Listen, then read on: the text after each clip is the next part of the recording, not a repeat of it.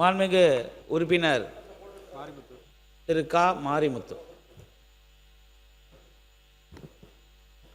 மாண்புமிகு பேரவை தலைவர் அவர்களே, மாண்புமிகு அமைச்சர் பெருமக்கள் முன்மொழிந்திருக்கிற மானிய கோரிக்கையின் மீது இந்திய கம்யூனிஸ்ட் கட்சியின் சார்பில் சில கருத்துக்களை நான் முன்மொழிய கடமைப்பட்டிருக்கிறேன்.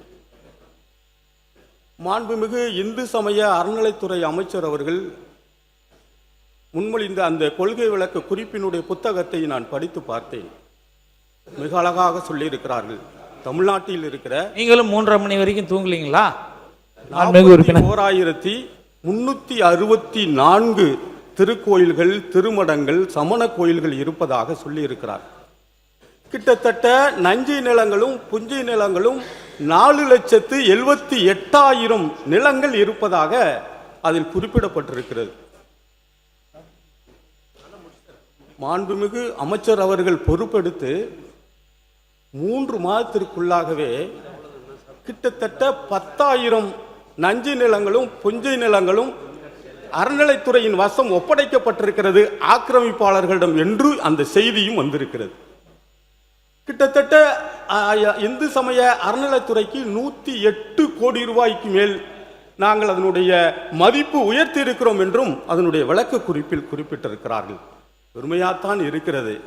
அதில் இன்னொரு குறிப்பையும் நம்முடைய இந்து சமய அறநிலைத்துறை சொல்லி இருக்கிறார்கள். நியாயமான வாடகையை நாங்கள் 1959-34/A கீழ் நாங்கள் நியாயமான வாடகையை கோயில் மனையில் குடியிருப்பவர்களுக்கு வசூல் செய்கிறோம் என்று அதில் குறிப்பிடப்பட்டிருக்கிறது. இங்கே தான் நான் மாண்புமிகு பேரவை தலைவர் அவர்களே கேட்கிறேன். கோடிக்கணக்கானவர்கள் கோயில் நிலங்களில் குடியிருக்கிறார்கள். ஒரு நீண்ட நெடிய சட்ட போராட்டங்கள் நடைபெற்று கொண்டே இருக்கிறது. இந்த சட்டம் வந்தபோது 34/A என்பது நியாயமான வாடகை அல்ல, அது அநியாயமான வாடகை. எனவே தான் பல கட்டங்களில் ஆட்சியாளர்கள் பல அரசாணைகளை போட்டிருக்கிறார்கள். நான் கூட கடந்த இதே சட்டப்பேரவையில் நம்முடைய அறநிலைத்துறை அமைச்சர் அவர்களிடம் பேசியிருக்கிறோம். முதலமைச்சரின் கவனத்திற்கும் கொண்டு சென்றிருக்கிறோம். அப்பொழுது இருந்த அரசின் முதலமைச்சரின் கவனத்திற்கும் கொண்டு சென்றிருக்கிறோம். நம்முடைய தலைமை செயலாளர், அப்பொழுது இருந்த தலைமை செயலாளர் தலைமையில் அதற்கென்று ஒரு குழுவும் அமைக்கப்பட்டது. அந்த குழு ஒரு முழுமையான விசாரணையை நடத்தியது. இந்த 34/A என்பது நியாயமான வாடகை இல்லை என்று அந்த குழு அரசாங்கத்திற்கு அறிக்கை தந்திருக்கிறது. அரசாணை எண் 85 படி அந்த அரசாணை வந்திருக்கிறது. எனவே கோயில் மனையில் குடியிருப்பவர்கள் ஏழைகள், அன்றாடம் பிழைத்துக் கொண்டிருக்கிறவர்கள். இவர்களால் அந்த வாடகையை கட்டுகிற போது அவர்களுடைய உழைப்பிற்கு தகுந்த ஊதியம், உழைப்பிற்கு தகுந்த அவர்களுக்கான நிதியை அதில் செலுத்த வேண்டியிருக்கிறது. எனவே தயவு கூர்ந்து முன்னால் போட்டிருக்கிற அரசாங்கம் ஒரு அரசாணை போட்டிருக்கிறது. அரசாணை எண் 80 மாண்புமிகு அமைச்சர் அவர்களின் கவனத்திற்கு நான் சொல்ல கடமைப்பட்டிருக்கிறேன். அந்த அரசாணை என்ன சொல்லுகிறது என்று சொன்னால், ஏற்கனவே 0.1% வாடகை செய்வது 34/A. இந்த அரசாணை 85 என்ன சொல்லுகிறது என்றால், குடிசையில் வாழுகிற அந்த வாழுகிறவர்களுக்கு உறுப்பினர் 2 அரசாணை எண்ணையும் சொல்லிட்டீங்க. அவர் கண்டிப்பா அந்த அமைச்சர் 0.0 அதுதான் நியாயமான நடவடிக்கை என்று அந்த அரசாணை சொல்லி இருக்கிறது. அது குடிசை வீடுகளுக்கு சொல்லி இருக்கிறது.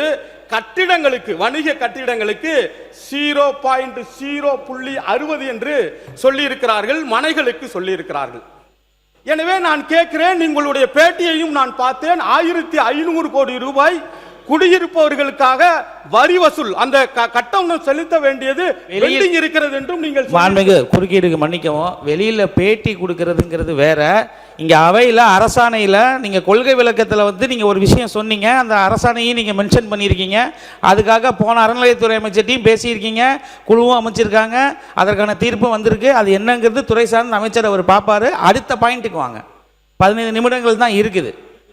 கொடுங்கள். இல்லவென்றாலும் நான் வெளியில் போய் பேச இல்ல நீங்கள் அப்படி எடுத்துக்கொள்ள கூடாது. நான் மக்களுடைய மாண்புமிகு அமைச்சர் அவர்கள் இதுக்கு தான் நான் வேணா அடுத்த பாயிண்ட் போங்க. மாண்புமிகு பேரவை தலைவர் அவர்களே, மாண்புமிகு உறுப்பினர் சொன்ன இந்த பிரச்சனையின் தொடர்பாக தொடர்ந்து இந்த நியாய வாடகை சம்பந்தப்பட்டு பாதிக்கப்பட்ட மக்கள் என்னை சந்தித்து கொண்டு தான் இருக்கிறார்கள். நான் அவர்களோடு பேசிக் கொண்டிருக்கிறேன், அந்த குழுவினரோடு பேசிக் கொண்டிருக்கிறேன்.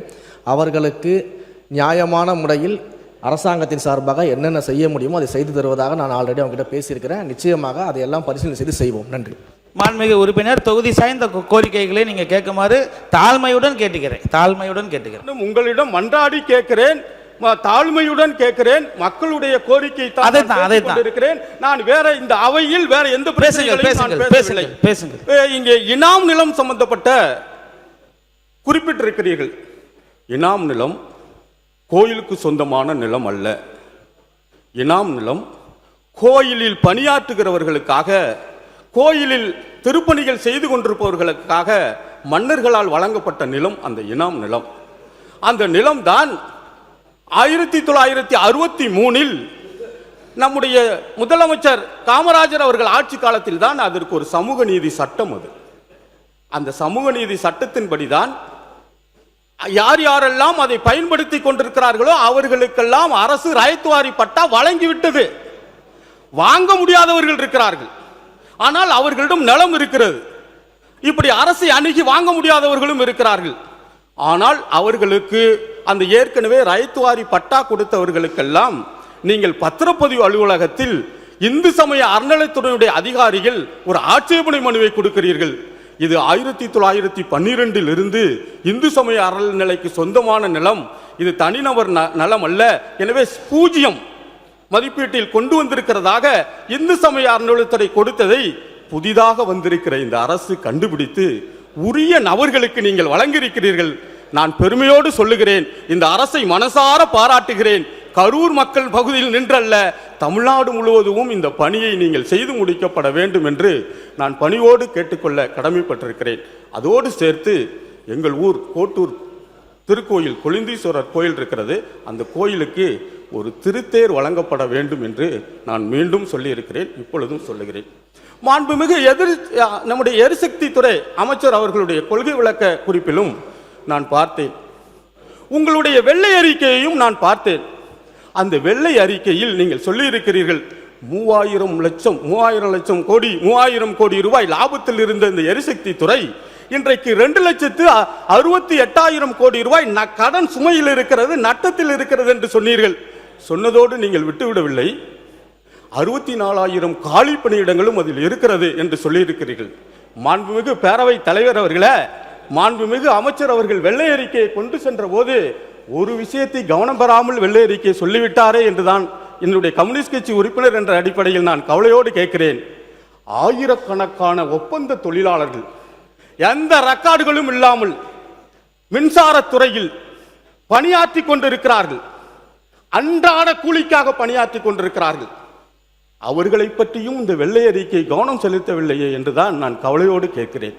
எனவே நீங்கள் அறிவித்திருக்கிறீர்கள் 64,000 காலி பணியிடங்கள் இருக்கிறது என்றும், அதே போல நம்முடைய தேர்வாணையம் டிஎன்பிஎஸ்சி மூலமாக நான் உடனடியாக 16,000 பேரை தேர்வு செய்ய போகிறேன் என்றும் சொல்லியிருக்கிறீர்கள்.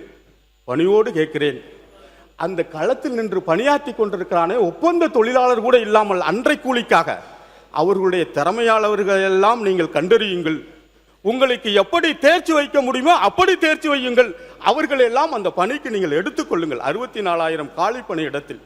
இன்னொன்று, நம்முடைய இபி அந்த மின்சாரத்துறையில் அப்ரண்டிஸ் படித்து பெற்று ஐடிஐ படித்தவர்கள் அப்ரண்டிஸ் முடித்திருக்கிறார்கள். 9,600 பேர் வேலை எடுப்பதாக சொல்லியிருக்கிறீர்கள். அவர்களையும் சேர்த்து எடுத்துக்கொள்ளுங்கள். நான் கேட்கிறேன், கடன் சுமையில் இருக்கிறதாக நீங்கள் வெள்ளை அறிக்கை கூட சொல்லிவிட்டீர்கள். ஸ்மார்ட் மீட்டர் பொருத்துகிறேன் என்று சொல்லுகிறீர்கள்.